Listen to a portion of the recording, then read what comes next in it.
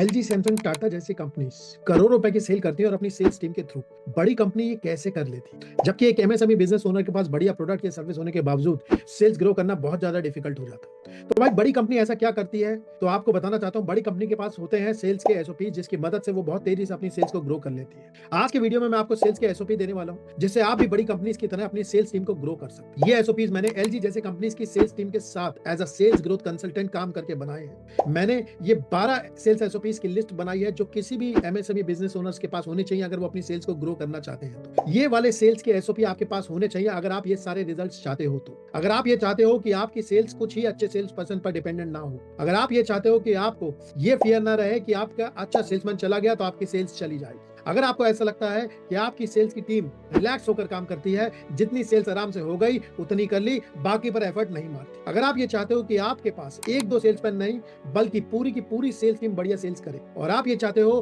कि हम बहुत तेजी से कम पैसे में फ्रेशर को भी हायर कर सकें और एक बढ़िया सेल्स पर्सन बना सके, तो आपको ये वाले सेल्स के एसओपी बनाने पड़े। चलिए देखते हैं क्या है ये 12 एसओपी जो हर एमएसएमई बिजनेस ओनर के पास होने चाहिए अगर वो अपने बिजनेस को ग्रो करना चाहते हैं। तो सबसे पहला जो एसओपी होता है वो होता है लीड जनरेशन का एसओपी। बहुत सारे एमएसएमई बिजनेस ओनर्स 5 में से सिर्फ या एक दो तरीके के लीड जनरेशन पे ही काम करते हैं और वो वाली चीज को भी रेगुलर तरीके से नहीं करते। जो बड़ी कंपनियां होती हैं वो 5 तरीके के लीड जनरेशन एसओपी बनाती हैं। सबसे पहला पेड लीड जनरेशन एसओपी, कि आपके यहाँ जो लीड जनरेट करने का पेड तरीका क्या है। Second, referral lead generation SOP, मतलब आपके यहाँ रेफरल से लीड कैसे जनरेट होगी। अभी जो लीड जनरेट होती है उसमें रेफरल खुद चल के आ जाता है, लेकिन आपकी तरफ से डेडिकेटेड तरीका क्या होना चाहिए रेफरल लीड जनरेट करने का। जो तीसरा एसओपी होता है उसे कहते हैं अफिलिएट लीड जनरेशन एसओपी, यानी कि आप अफिलिएट्स के थ्रू या किसी और के थ्रू लीड्स कैसे जनरेट करवाओगे। जो चौथा एसओपी होता है वो होता है कोल्ड डेटा लीड जनरेशन, मतलब आप कोल्ड डेटा से लीड कैसे जनरेट करवाते हो, आपका मेथड क्या है। और पांचवा और most popular, content marketing lead generation SOP, मतलब कि आप कंटेंट से कैसे ऑर्गेनिक तरीके से लीड्स लेके आओगे। आपके यहाँ ये पांचों के पांचों लीड्स जनरेट करने के एसओपीज होने चाहिए।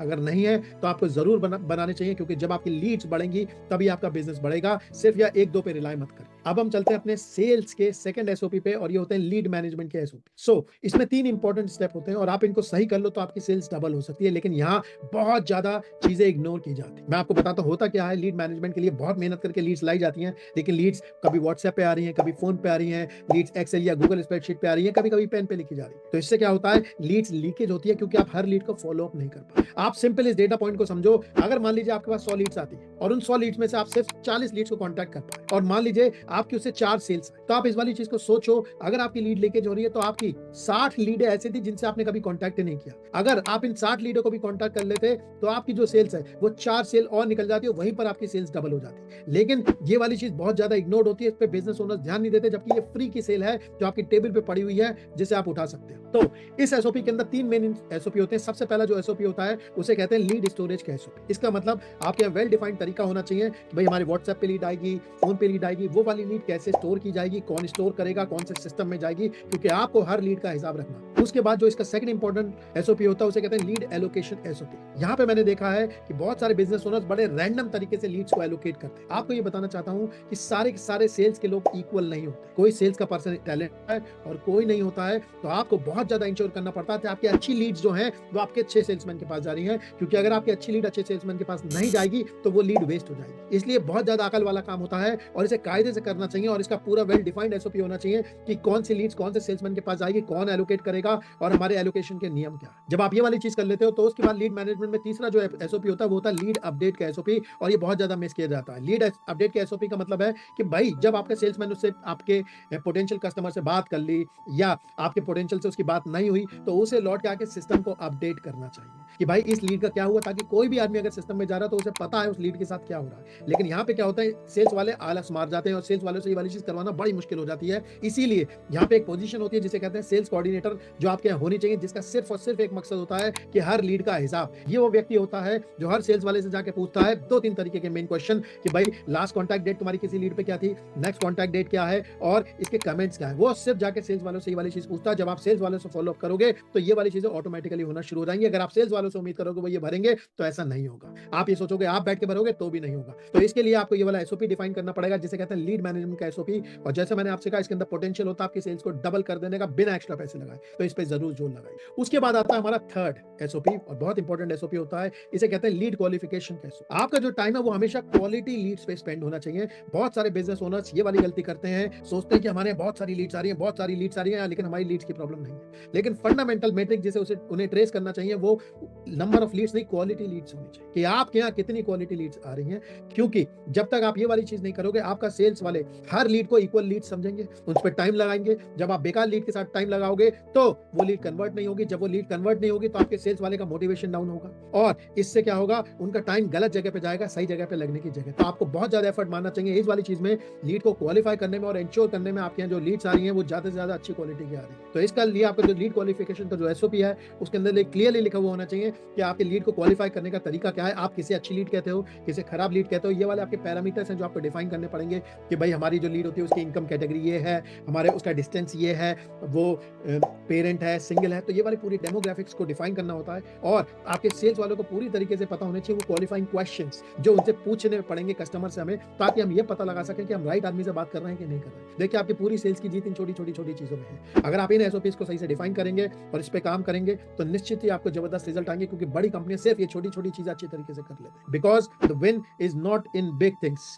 Win is in small inches. छोटे छोटे छोटे छोटे इंचेस को आप सही करते जाओगे तो आपके लिए ट्रेमेंडस रिजल्ट्स आते हैं। तो इस एसओपी के बाद जो आपका नेक्स्ट एसओपी होता है उसे कहते हैं रिक्वायरमेंट गैदरिंग एसओपी। आपके कस्टमर की रिक्वायरमेंट को समझना बहुत ज्यादा जरूरी है। यहाँ पे मैंने कई बार ये वाली मिस्टेक होती हुई देखी है कि सेल्स वाले लोग बहुत ज्यादा बेचैन होते हैं, क्यूरियस होते हैं, कस्टमर की रिक्वायरमेंट समझे नहीं। उन्हें लगता है कि यार मुझे कस्टमर की रिक्वायरमेंट समझ में आ रही है, और क्या करना शुरू कर देते हैं, कस्टमर को पहले से ही सॉल्यूशन दे देते हैं। कस्टमर कुछ पूछ रहा है और वो जवाब कुछ और दे रहे होते हैं, क्योंकि उन्हें वो वाली चीज सही से समझ में नहीं आती कि भाई कस्टमर्स की रिक्वायरमेंट की गैदरिंग को कैप्चर कैसे करूंगा। ये वाले एसओपी बहुत सही से डिफाइन होना चाहिए, क्योंकि इस वाली चीज को ध्यान से समझिए। जब आप रिक्वायरमेंट सही से कैप्चर कर पाओगे तभी आप अपना प्रपोजल, आपके प्रोडक्ट के फीचर्स या सर्विसेज के फीचर है वो आप उसके साथ मैप करा पाओगे और कस्टमर को बता पाओ। जैसे मान लीजिए अगर मैं कार खरीदने जा रहा हूं और मुझे बैक पार्किंग करनी है और मुझसे बैक पार्किंग नहीं होती है, अगर सेल्स वाला लड़का मुझसे ये समझेगा नहीं कि मेरी बैक पार्किंग चैलेंज है, तो मुझे कार की स्पीड के बारे में बताता रहेगा, कार की खूबसूरती के बारे में बताता रहेगा, जिससे मुझे कोई मतलब ही नहीं है। अगर वो एक छोटी सी बात ये समझ ले कि यार मुझे बैक पार्किंग करने में दिक्कत आती है, तो वो सीधे मुझे ही बताएगा कि सर इस गाड़ी में कैमरा लगा हुआ और जबरदस्त सेंसर लगे हुए हैं जो कि आपको 6 इंच की दूरी पर बता देंगे कि भाई दिक्कत होने वाली है, ताकि आप तुरंत ब्रेक लगा सको। इसलिए बहुत इंपॉर्टेंट स्टेज होते हैं। इस एसओपी में आपकी क्लियर तरीके से ये वाली चीजें डिफाइंड होनी चाहिए कि वो कौन कौन से क्वेश्चन है जो कस्टमर से पूछे जाने, जिससे कि कस्टमर की रिक्वायरमेंट पूरी तरीके से निकल के आ जाए। इस वाले एसओपी के एंड में जब आप इस एसओपी और इस वाली प्रैक्टिस को सही से करते हो तो आपकी डेफिनेट लिस्ट निकल के आती है, जिसे आप रिक्वायरमेंट लिस्ट या इश्यू लिस्ट कहते हो कस्टमर की, जिसके बेसिस पे आपका नेक्स्ट एसओपी आता है जो पूरी तरीके से डिफाइन होना चाहिए। वो है आपका प्रपोजल और कोटेशन का। मैंने देखा है बहुत सारे जो सेल्स वाले होते हैं वो जेनेरिक कोट दे देते हैं। इतनी बार सेल्स की कोई चीज आई, कस्टमर बोलेगा अच्छा क्या है, अच्छा सर मैं आपको कोड भेज देता हूं, और क्या करा, कोड उठा के भेज दी। उन्होंने बिल्कुल भी इस वाली चीज की कंसिडरेशन नहीं लेते कि जो क्लाइंट है उसकी स्पेसिफिक रिक्वायरमेंट क्या है, कौन कौन सी उसकी प्रायोरिटी है, जिसके बेसिस पे आप कोड को चेंज कर सकते। अगर आप जेनेरिक कोड भेजोगे, अगर आप उस वाली चीज पे मेहनत नहीं करोगे, तो कस्टमर उस वाली कोड को उठा के फेंक देगा। तो यहाँ पे आपकी जो कोटेशन और प्रपोजल देने की जो प्रोसेस की जो एसओपी है पूरी तरीके से क्लियर होनी चाहिए। भाई हमारी ये इशू आएगा तो इसके साथ ये वाला हमारा फीचर जाएगा, ये वाला इशू आएगा तो इसके साथ ये फीचर जाएगा, इसकी प्राइसिंग होगी। ये पूरी तरीके से चीज डिफाइंड होनी चाहिए, ताकि आपकी कोर्स जो है वो बाकी कंपटीशन से बीट नहीं। इसलिए इस वाली चीज का एसओपी जरूर बनाइए। आप लोगों के लिए मैंने एक ऑटो पायलट की ट्रेनिंग भी बना रखी है 45 मिनट्स की। अगर आप अपने बिजनेस को ऑटो पायलट पे लेकर जाना चाहते हो, उसका भी लिंक आपको डिस्क्रिप्शन में मिल जाएगा।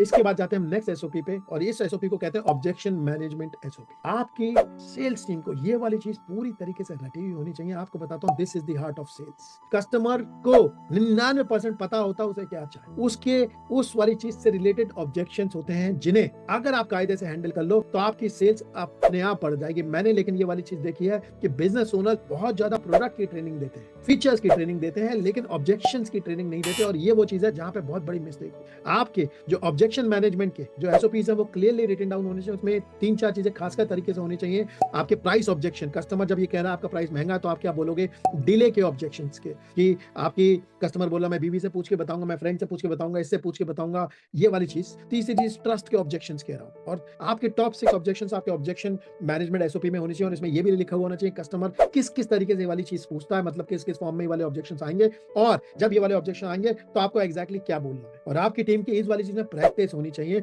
जैसे अगर मैं आपकी टीम के पास आऊं और उनसे पूछूं भाई अपने कस्टमर के मुझे टॉप 6 ऑब्जेक्शन बताओ, तो वो मुझे फटाफट टॉप 6 ऑब्जेक्शन भी बता दें, कस्टमर वो ऑब्जेक्शन किस भाषा में बोलता है वो वाली चीजें पूरी बता दें, और उसको हैंडल करने के लिए क्या करना है वो वाली चीजें पूरी बता दें। ये वाले जो एसओपीज है आपके पूरी क्लियर तरीके से रिटन डाउन होने चाहिए और इंप्लीमेंटेड होने चाहिए। आपके सेल्स के लोगों को ये वाली चीज पूरी तरीके से पता होनी चाहिए। अब मैं जाता हूं नेक्स्ट एसओपी, जिसे कहते हैं नेगोशिएशन प्रोसेस के एसओपी। मैंने देखा है बहुत सारी टीमें जब नेगोशिएट करती हैं तो अनप्रिपेयर्ड होती हैं, उनका गट काम कर रहा होता है या गैस वर्क पे काम करती है, ऑन द स्पॉट ऑफर देते हैं, और ये वो वाली चीज है जिसमें बहुत सारे बिजनेस ओनर पे भी डिपेंडेंसी होती है। यहाँ पे ये वाली चीज इसलिए गलत है क्योंकि इसमें इनकंसिस्टेंट डील्स बनती हैं, बिना बात के आप कॉम्प्रोमाइज करते हो, और कभी कभी आप क्या करते हो लॉस मेकिंग अग्रीमेंट्स भी कर लेते हो। अगर आपके पास क्लियर बाउंड्री नहीं होंगी बहुत ज्यादा चांस है आपकी प्रॉफिटेबिलिटी हिट हो जाए। तो इस वाली चीज के लिए आपके पास क्लियर कट नेगोशिएशन एसओपी होना चाहिए, जिसमें आपके जो टर्म्स है एक्सेप्टेबल टर्म्स वो पूरी तरीके से आउटलाइन होनी चाहिए। आपकी प्राइसिंग की जो लिमिट्स है वो लिखी होनी चाहिए, आप किस लेवल तक डिस्काउंट दे सकते हो और कंसेशन दे सकते हो, ये वाली चीजें पूरी तरीके से रिटन डाउन होनी चाहिए। और आपकी जो सेल्स टीम है वो पूरी तरीके से कोर नेगोशिएशन टैक्टिक में ट्रेन होनी चाहिए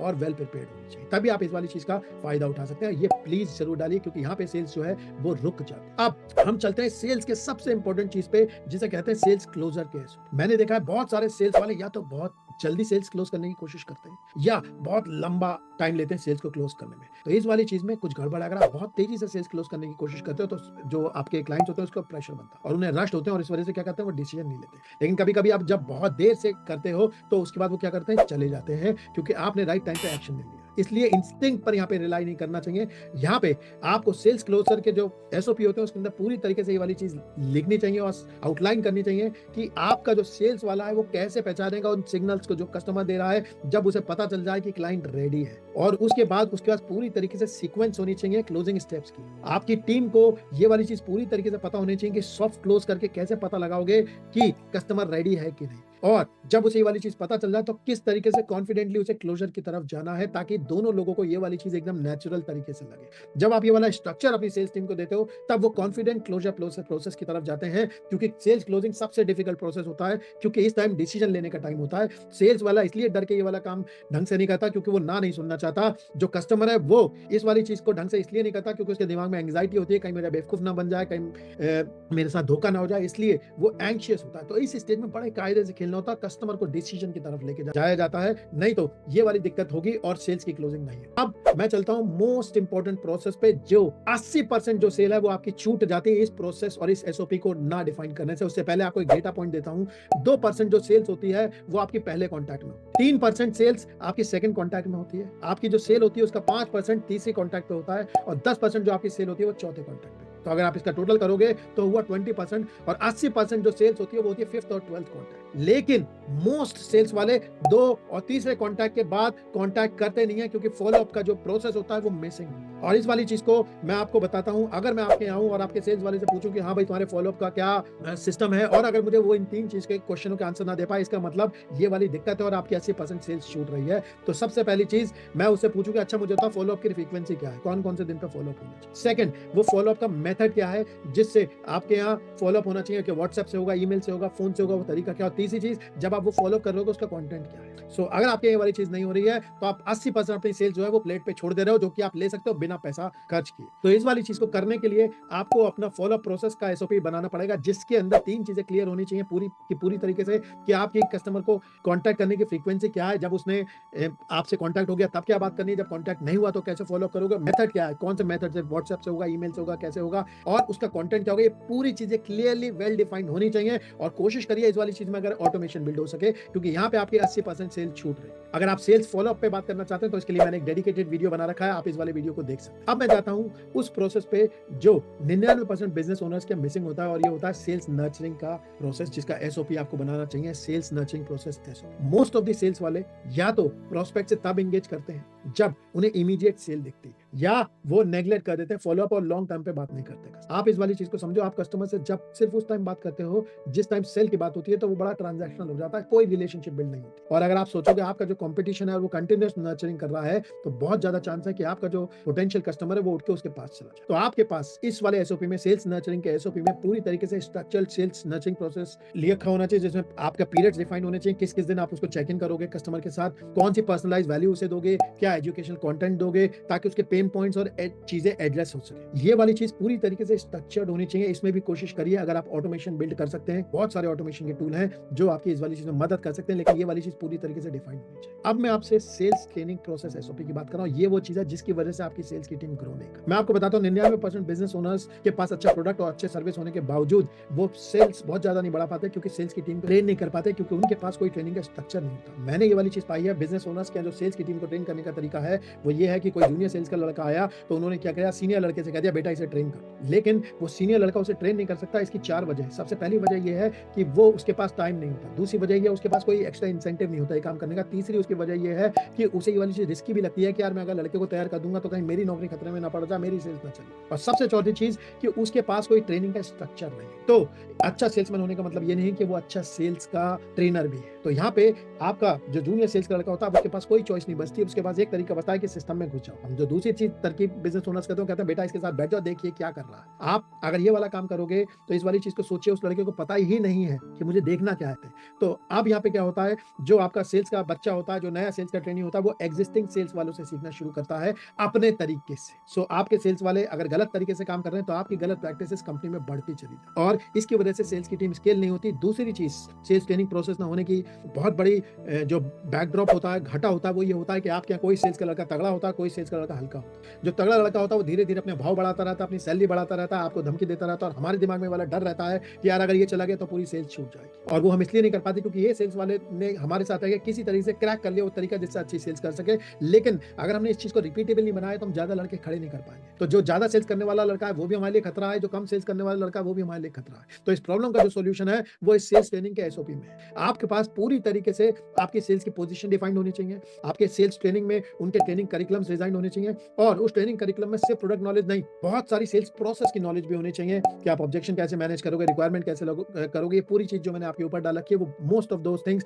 will become a part of this training process के एसओपी में। तो ये वाली चीज जरूर करिए क्योंकि यही वो तरकीब है जिससे आप अपनी सेल्स की टीम को स्केल कर सकते। और अब मैं आपको बता रहा हूँ लास्ट एसओपी, इंपॉर्टेंट एसओपी, जिसे कहते हैं sales daily meeting process SOP. So आपको बताता हूँ बहुत सारी कंपनीज में सेल्स मीटिंग का कल्चर ही नहीं। जब सेल्स मीटिंग का कल्चर नहीं होता तो सेल्स पर्सन की कोई अकाउंटेबिलिटी भी नहीं होती। दूसरी चीज, अगर सेल्स वाला किसी चीज में स्ट्रगल कर रहा है, उसे कोई परेशानी हो रही है तो उसके पास कोई सपोर्ट का सिस्टम नहीं होता, उसे कोई मेंटरशिप नहीं मिलती। और ये वाली चीज हम क्या करते हैं, मंथ एंड में जाके देखते हैं यार ये तो टारगेट मीट नहीं हुई। ये वाली चीजें हम डेली सेल्स लेवल की मीटिंग करके इस वाली चीज को फिक्स कर सकते। तो आपको सेल्स डेली मीटिंग के प्रोसेस को एसओपी को डिफाइन करना पड़ेगा, जिसमें ये वाली चीज डिफाइन होनी चाहिए। मीटिंग का एजेंडा क्या होगा, उसमें ये चीज डिस्कस होनी चाहिए आपके सेल्स वाले, अगर सेल्स की पाइपलाइन है उसमें कौन कौन सी पोटेंशियल प्रॉब्लम्स हैं जो आ रही है। इस वाली मीटिंग की टाइम लिमिट होनी चाहिए, नहीं तो कई बार ऐसा होता है मीटिंग चले पड़ी है, 2 घंटे की मीटिंग हो गई, इसकी टाइम लिमिट 15 से 20 मिनट से ज्यादा नहीं हो सकती, जिसमें सिर्फ प्रॉब्लम सॉल्व होगी। अगर इससे बड़ी कोई चीज होगी तो आप क्या करोगे, दूसरी जगह पर जाके ये वाली मीटिंग कर लो। तो ये वाले जो 12 एसओपीज हैं ये आपके लिए बहुत जरूरी होते हैं। अगर आपका स्ट्रगल ये है कि एसओपी तो मैं डाल लूंगा लेकिन